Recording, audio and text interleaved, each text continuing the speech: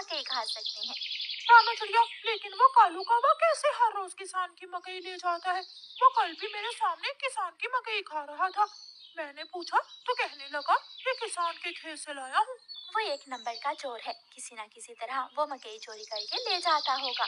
किसान खेत में काम कर रहा था और चिड़िया और तोता बिना मकई खाए ही जंगल वापस चले जाते हैं। हाँ भी तोते और चिड़िया, बताओ क्या आज तुमने किसान के खेत से मकई खाई है? ना ना, हम तो सुबह से दोपहर तक पेड़ पर बैठे रहे, लेकिन वो किसान है कि घर गया ही नहीं और हम थक हार कर बिना मकई खाए ही जंगल लौट आए। मैं तो जा रहा हूँ, पेट भर मकई खाऊंगा भी और अपने साथ भी लेकर आऊंगा। कालू कौवा इंसानों की बस्ती की तरफ जाता है। कालू कौवा किसान के खेत में जाकर किसान से कहता है, किसान किसान, तुम्हें तुम्हारी पत्नी घर बुला रही है, तुम्हारे घर में मेहमान आए हैं। अच्छा, तो मैं जल्दी से घर जाता हूँ। कौवे शुक्रिया जो तुमने मुझे बता दिया। किसान अपने घर चला जाता है और कौवा मजे मजे से किसान के खेत से मकई खाने लगता है। नहीं, मैंने तो आपको नहीं बुलाया। क्या मेहमान नहीं आए थे? तो फिर उस काले कौवे ने मुझसे झूठ क्यों बोला? कौवा झूठा है, मैंने तो उसे नहीं भेजा। कौवा पेट भरकर मकई खाता है और कुछ मकई अपने साथ लेकर वापस जंगल लौट जाता है। कौवे कौवे, एक मकई का भुट्टा मुझे भी दे दो। ना ना, मैं तो मकई का भुट्टा किसी को नहीं दूंगा, बहुत मुश्किल से लाया हूँ मैं। कौवा चिड़िया के सामने बैठकर मकई का भुट्टा खा रहा था और चिड़िया के मुंह में पानी आ रहा था। दूसरे दिन कौवा फिर से किसान के खेत में जाता है और किसान से कहता है, किसान किसान, मैं अभी अभी तुम्हारे घर से आया हूँ, तुम्हारे बेटे को तेज बुखार है, जल्दी से घर जाओ। कौवे की बात सुनकर किसान घबरा जाता है और कुछ सोचे बिना अपने घर भाग जाता है और कौवा मजे से मकई खाने लगता है। कहाँ है मेरा मुन्ना? मुन्ना तो बाहर खेलने गया हुआ है। क्या मेरा मुन्ना ठीक है? हाँ हाँ, मुन्ना तो बिल्कुल ठीक है। तो फिर इसका मतलब आज फिर उस शरारती कौवे ने मुझसे शरारत की है। उसने मुझसे कहा कि मेरे मुन्ने को बुखार है, मैं जल्दी घर जाऊं। वो कौवा जरूर आपको घर भेजकर खेत से फसल खाता होगा। मैं कल देखूंगा वो कौवा कैसे मुझे उल्लू बनाकर मेरे खेत से मेरी फसल खाता है। कौवा जंगल जाकर बहुत खुश था। वो जो मकई अपने साथ लाया था वो तोते और कबूतर के सामने बैठकर खाता है। वाह वाह, मजा ही आ गया, ये मकई तो बहुत स्वादिष्ट है। यार कौवे, थोड़ी सी मकई मुझे भी दे दो। हाँ ठीक है, अगर तुम मेरे घर का काम कर दो तो मैं तुम्हें भी मकई दे सकता हूँ। मैं भी करूँगा, मैं भी कौवे आपके घर का सारा काम करूँगा, मुझे भी मकई दे देना। ठीक है, तो फिर जल्दी से मेरे साथ आ जाओ। कौवा कबूतर और तोते को अपने घर ले जाता है। तोते, तुम जल्दी से मेरे घर की सफाई सुथराई कर दो और कबूतर तुम जल्दी से मेरे सारे बर्तन धो दो, फिर मैं तुम दोनों को मकई दूंगा। फिर कबूतर अपने काम में लग जाता है और तोता कौवे के घर की सफाई सुथराई करने लगता है। दोनों अपना अपना काम खत्म कर देते हैं। कौवे, मैंने काम कर दिया है, अब मुझे मकई दे दो। मैंने भी काम कर लिया है, मुझे भी मकई दो। कौन सी मकई? चलो भाग जाओ यहाँ से तुम दोनों, मैं तुम्हें कुछ नहीं देने वाला। तुम धोखेबाज हो, तुमने धोखे से हमसे अपना काम करवाया और अब हमें भूखे ही भेज रहे हो। कबूतर और तोता वहाँ से चले जाते हैं। कौवा हर रोज की तरह अगले दिन भी किसान को पागल बनाने के लिए किसान के खेत में चला जाता है। कौवा किसान के पास जाता है और किसान से कहता है, किसान किसान, मैं अभी अभी देख कर आया हूँ, तुम्हारी गाय जंगल की तरफ जा रही है, शायद उसकी रस्सी टूट गई होगी। मेरी गाय को तो शेर खा जाएगा। कौवे, मैं जल्दी से जाकर अपनी गाय को बचाता हूँ। किसान वहाँ से जाता है, लेकिन आज किसान थोड़ी दूर जाकर पेड़ के पीछे छुप जाता है। कौवा किसान के खेत में जाकर मकई खाने लगता है। तो ये कौवे का बच्चा इसलिए मुझे हर रोज किसी न किसी तरह खेत से भेज देता है। जब तक मेरे पास बड़ा दिमाग है, मुझे किसान की फसल खाने से कोई नहीं रोक सकता। किसान के पास बंदूक थी।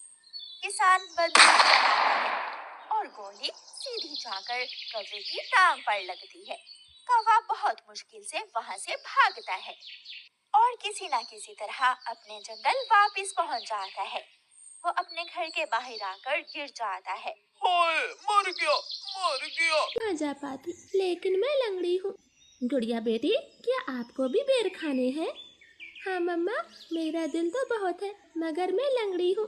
मेरी बेटी लंगड़ी है तो क्या हुआ, उसकी माँ तो स्वस्थ है। चलो आज मैं आपको बेरी के पेड़ पर ले जाती हूँ। आप भी जग्गू कुक्कू की तरह डाल पर बैठकर खूब बेर खाना। अब जल्दी चलो। फिर एक टोकरी में गुड़िया को बिठाकर मम्मा चिड़िया भी घर से बाहर चली जाती है। खट्टा मीठा बेर है, दिल कर रहा है इसकी गुठली भी खा जाऊं। नहीं जग्गू, गुठली नहीं खाना, बेर बहुत है, तुम बेर को ही खाओ। मैं तो कुछ बेर अपने घर भी लेकर जाऊंगा। कोको दोस्त, वो देखें, आपकी मम्मा भी इसी तरफ आ रही है, शायद उन्हें भी खट्टे मीठे बेर खाने होंगे। फिर मम्मा चिड़िया गुड़िया के साथ पेड़ पर बैठ जाती है। गुड़िया तो कई महीनों के बाद घर से बाहर आई थी, वो बहुत खुश होती है। यहाँ कितना अच्छा लगता है, खुला आसमान, चारों तरफ पेड़ पौधे और ताजी ताजी हवा। लो गुड़िया बहन, ये बेर खाओ, ये और भी मजेदार है। ऐसे वो तीनों गुड़िया को बेर तोड़ तोड़ कर खिलाते हैं। दूर छिपी हुई बुरी चील उन पर नजर रखे हुई थी। अरे वाह, एक साथ चार चार शिकार है, किसी एक का खात्मा तो हो ही जाएगा, बड़ी तेज भूख लगी है। फिर वो बुरी चील धीरे धीरे बेरी के पेड़ तक पहुंच जाती है और एकदम से उन्हें घेर लेती। जग्गू और कुक्कू तो डर के मारे मम्मा चिड़िया के पीछे छिप जाते हैं। सब ऐसे ही खड़े रहो, अगर एक भी भागा तो कच्चा चबा जाऊंगी, बड़ी तेज भूख लगी है मुझे। नाना चील जी, हमें जाने दे, हमारी जान बख्श दे, छोटे बच्चों पर रहम करें। नाना चिड़िया, किसी एक को तो अपना शिकार बनाकर ही खाऊंगी। चील उनके सामने बैठी थी। तभी धीरे से जग्गू कौवा कुक्कू के कान में बोलता है, कुक्कू दोस्त, इस चील को गुड़िया को सौंप देते हैं, वैसे भी गुड़िया लंगड़ी है, ये जी कर क्या करेगी, कम से कम हम तीनों की तो जान बचेगी। जग्गू की ये बात सुनकर कुक्कू तुरंत अपनी माँ से बोलता है, मम्मा मम्मा, गुड़िया को यहीं छोड़ दो और चलो यहाँ से, हम अपनी जान बचाते हैं। हाँ भाई, ये भी ठीक है, मेरा काम इस लंगड़ी चिड़िया से ही चल जाएगा, तुम सब चले जाओ। चील ने इतना कहा ही था कि तभी रानो चिड़िया जोर से चील को धक्का मारती है और पेड़ से नीचे गिरा देती। जग्गू कुक्कू, गुड़िया को साथ लेकर यहाँ से भाग जाओ, मैं इस चील को आपके पीछे नहीं आने दूंगी। बेटा जल्दी से भागो यहाँ से। इतना कहकर रानो चील पर हमला कर देती है और जग्गू और कुक्कू टोकरी लेकर वहाँ से भाग जाते हैं। चिड़िया और चील में काफी देर तक लड़ाई होती है और आखिर में चील रानो को जान से मार देती है। मर गई, छोटी चिड़िया मर गई, मुझसे लड़ने चली थी, अब तेरा मांस में मजे से खाऊंगी। कुक्कू भाई, मम्मा अभी तक घर नहीं आई। मम्मा को चील ने मार दिया है, वरना वो अब तक आ जाती, क्या जरूरत थी मम्मा को वहाँ ले जाने की। भाई, अगर हम वहाँ ना होते तो वो बुरी चील आपको खा जाती, आप ऐसा क्यों बोलते हो। नहीं, हम चील के हाथ कभी ना आते, वो तो तुम साथ में थी, इसलिए मम्मा ने चील से लड़ाई करने की सोची। तुम लंगड़ी थी ना, माँ को तेरी वजह से मरना पड़ा, अब तू ही माँ की हत्यारन है, समझी। ऐसे कुक्कू तो गुड़िया को ही दोषी ठहराता है। अब गुड़िया का ध्यान रखने वाला कोई नहीं था। कुक्कू सारे सारे दिन बाहर घूमता फिरता, वो लंगड़ी बहन का बिल्कुल भी ख्याल नहीं रखता, चाहे वो भूखी हो या फिर प्यासी हो। भाई, सुबह से रात हो गई है, आप मेरे लिए कुछ खाने को नहीं लाए। जंगल में भोजन की कमी हो गई है, अपना पेट भरना ही बड़ा मुश्किल है, ऐसे में तेरे लिए दाना कहाँ से लाता। ऐसा बोलकर कुक्कू तो सो जाता है। गुड़िया को पूरी रात नींद नहीं आती, क्योंकि वो तो कई दिनों से भूखी थी। मम्मा मम्मा, अगर आज आप जिंदा होती तो मेरा कितना ख्याल रखती, अब तो मुझे भी भूखा सोना पड़ता है, मैं क्या